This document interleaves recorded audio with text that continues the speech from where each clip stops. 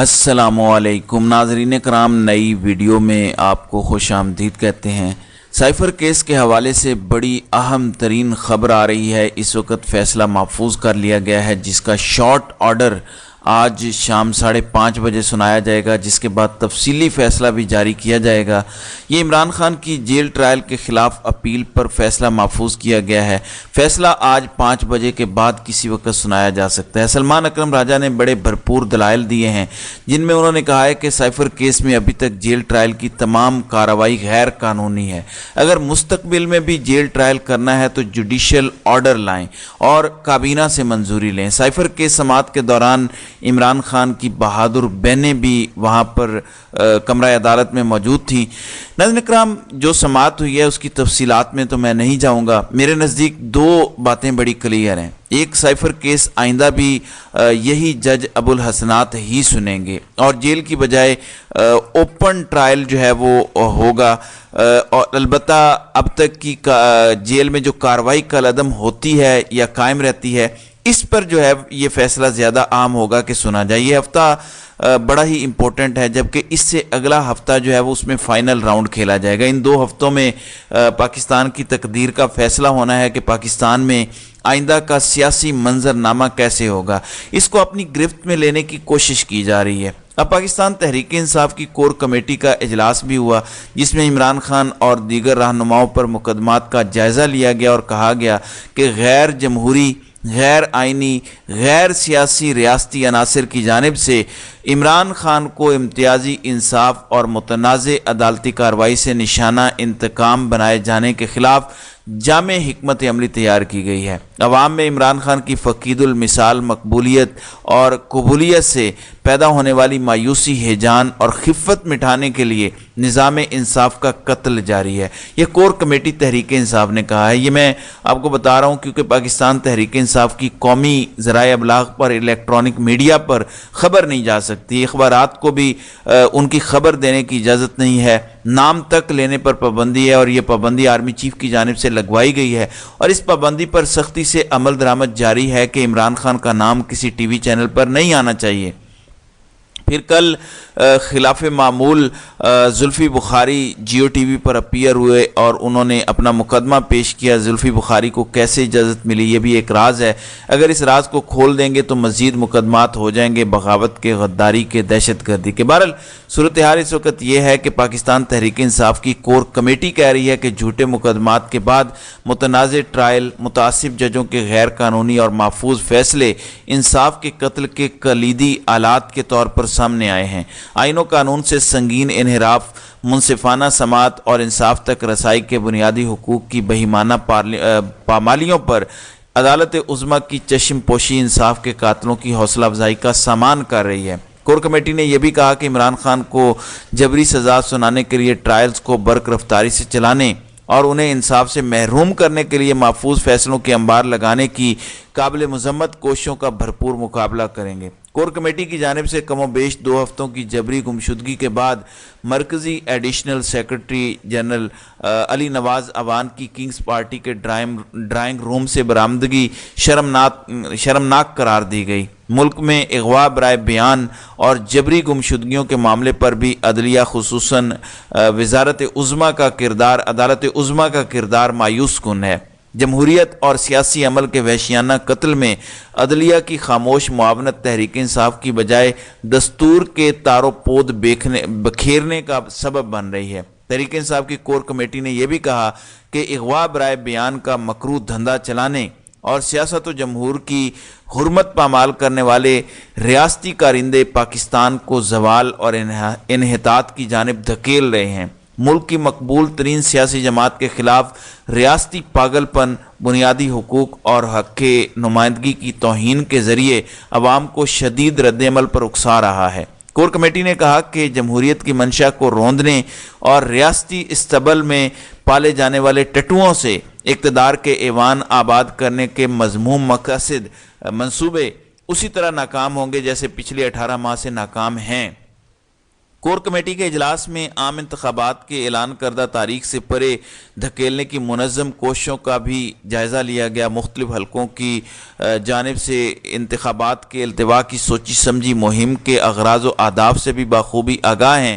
انتخابات کے آزادانہ، منصفانہ اور شفاف انعقاد میں مزید ایک روز کی تاخیر بھی برداشت نہیں کی جائے گی۔ عدالت عظمیٰ 8 فروری 2024 کو انتخابات کے انعقاد کے حوالے سے پتھر کی لکیر قرار دے چکی ہے۔ التوا کی خفیہ اور اعلانیہ کوششوں کا نوٹس لے۔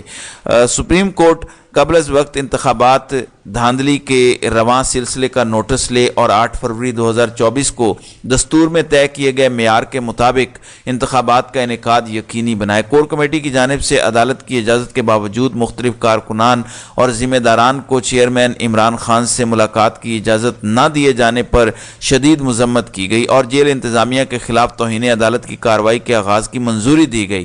عمران خان کی باضابطہ منظوری سے 6 اراکین کور کمیٹی بھی شامل کر لیے گئے ہیں۔ تو یہ پاکستان تحریک انصاف کی کور کمیٹی کی جانب سے سخت ترین سٹیٹمنٹ جاری کی ہے۔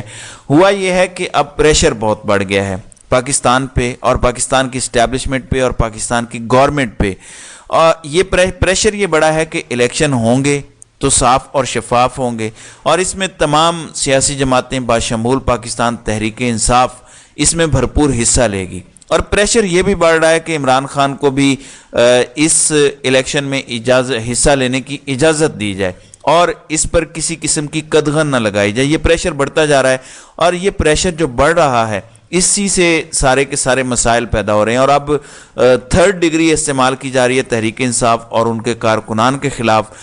پچھلے 4-5 دنوں میں بہت زیادہ ظلم، جبر اور فسطائیت اور بربریت دیکھنے میں آئی ہے پاکستان کے مختلف علاقوں میں۔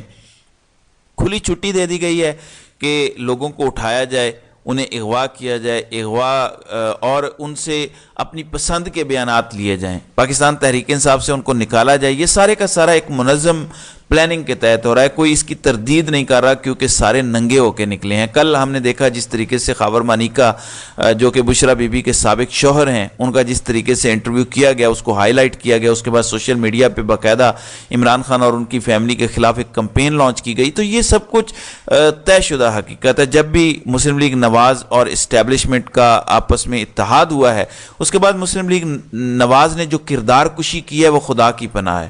سب سے پہلے محترمہ بے نظیر بھٹو کے خلاف یہ حربہ استعمال کیا گیا، ان کی نازیبہ تصاویر جو کہ فیک ہوتی تھیں، الیکشن کمپین کے دوران ہیلی کاپٹر سے وہ گرائی جاتی تھی تاکہ پاکستان کے عوام کے اندر پرسیپشن جائے کہ بے نظیر بھٹو لادین ہیں۔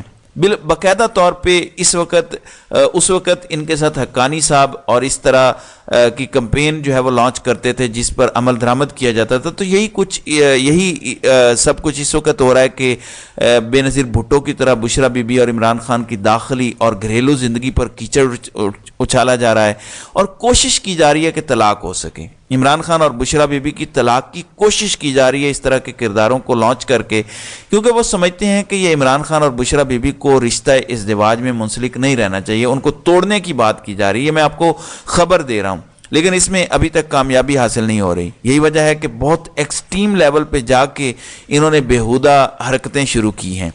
ناظرین اکرام، فسطائیت اور ڈکٹیٹرشپ کا عالم یہ ہے کہ لوگوں کو اغوا تو کیا ہی جاتا ہے۔ پہلے اغوا برائے تاوان ہوتا تھا، اب اغوا برائے بیان ہو رہا ہے۔